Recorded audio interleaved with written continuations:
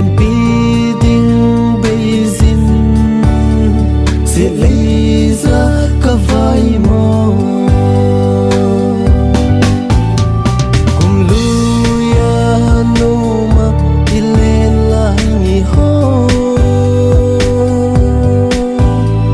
lung minin ahu lang zi kangai kangai zi vale kalsa zo pui kangai kum lu kangai nghe zi kangai nun lu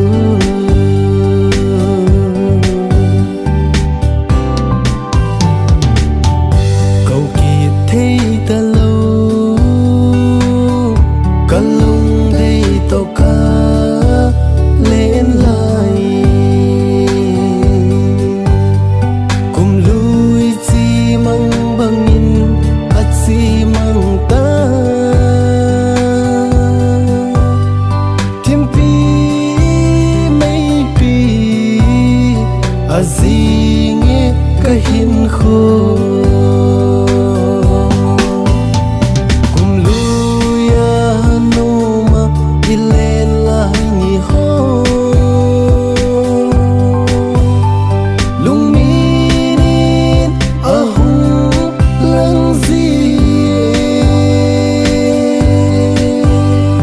kangai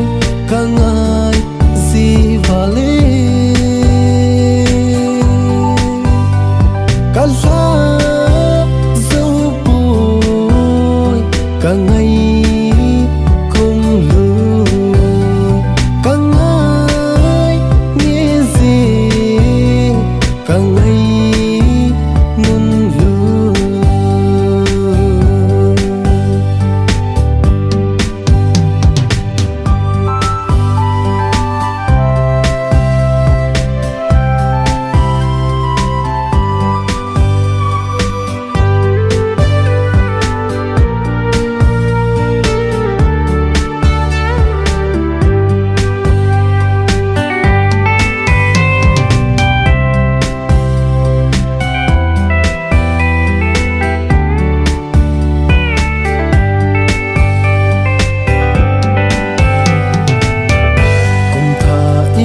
kum lui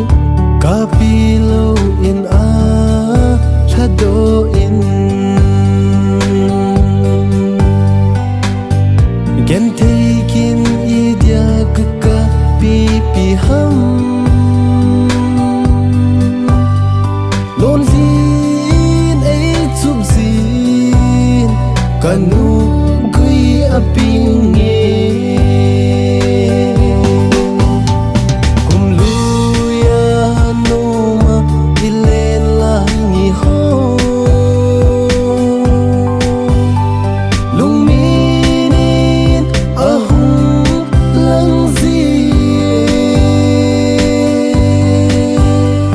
kangai